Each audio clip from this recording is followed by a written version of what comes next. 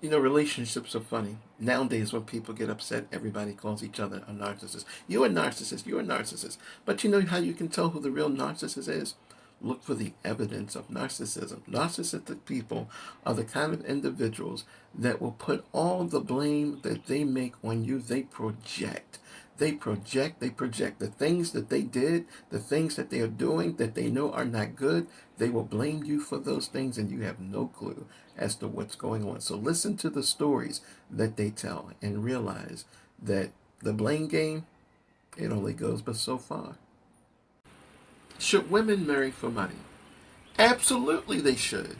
If it's okay for a man to want a beautiful woman, or if it's okay for someone to say, I want a woman or I want a man from this particular country, it's just called personal preference. Now, a reality check would be if that's all you marry for, then you may have some additional problems. But I think when a woman does look out for her personal interests, her finances, and she wants a man with money, she also wants a man she can love.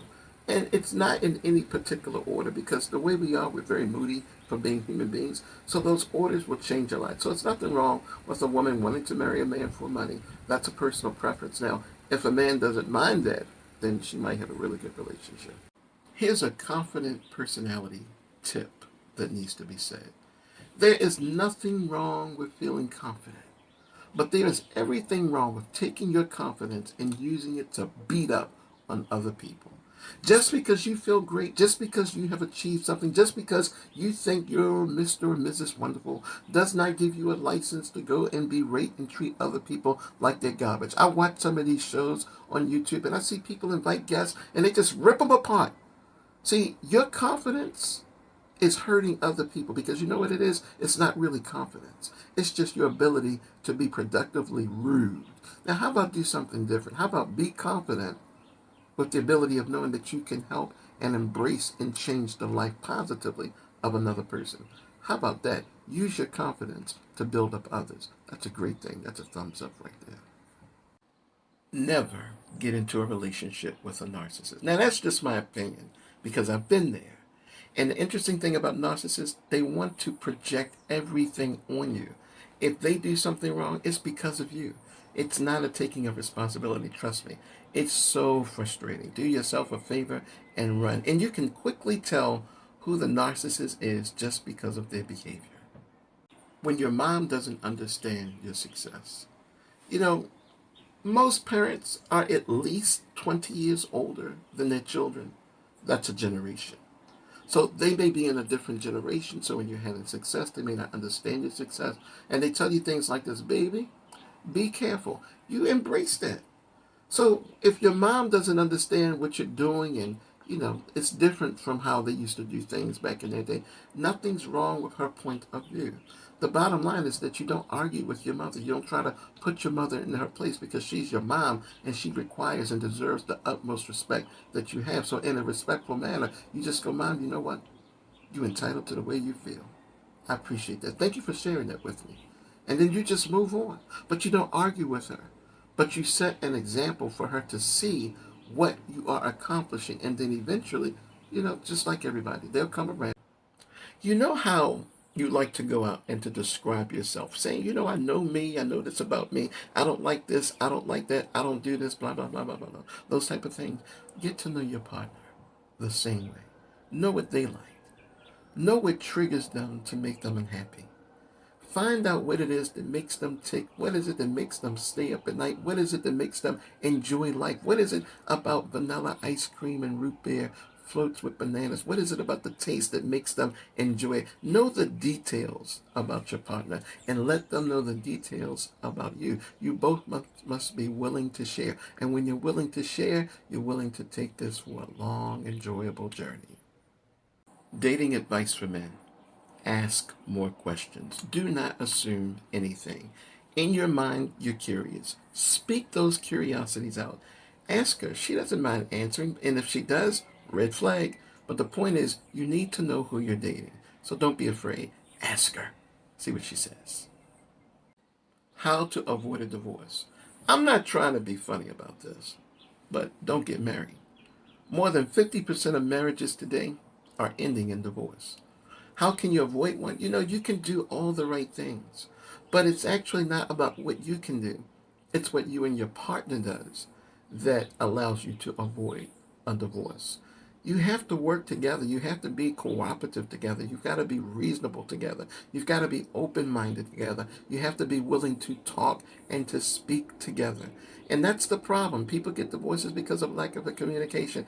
People can say, oh, it's because we have a lack of money. No, it's not. You both knew this. But did you really talk about it? Did you pay attention? So you want to avoid a divorce? I'm even stumbling on it. You know what? The best way to do it is to make sure you pick a right person, someone that's reasonable. That's how you avoid a divorce. You gotta breathe. You gotta let it out. You gotta breathe. And then you gotta make sure you're watching what it is that you eat, because there's some things that you eat that are triggers. So if someone's upsetting you and you're eating lots of sugar, you're just gonna get angrier.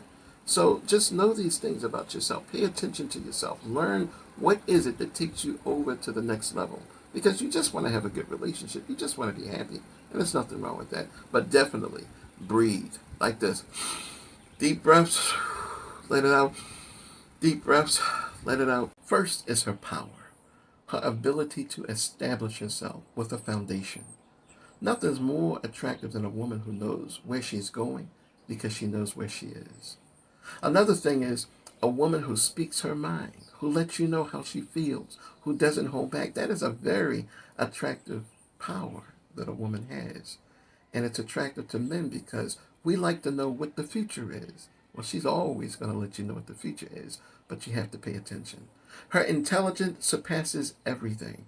She's always thinking. She's multitasking. She's doing what men naturally cannot do. There are 5 things on her plate. She's doing 5 more. You just see the 5 that she lets you see. And then there's that inner strength, her ability to love you and nurture you and make you feel like the man you want to be. Wow.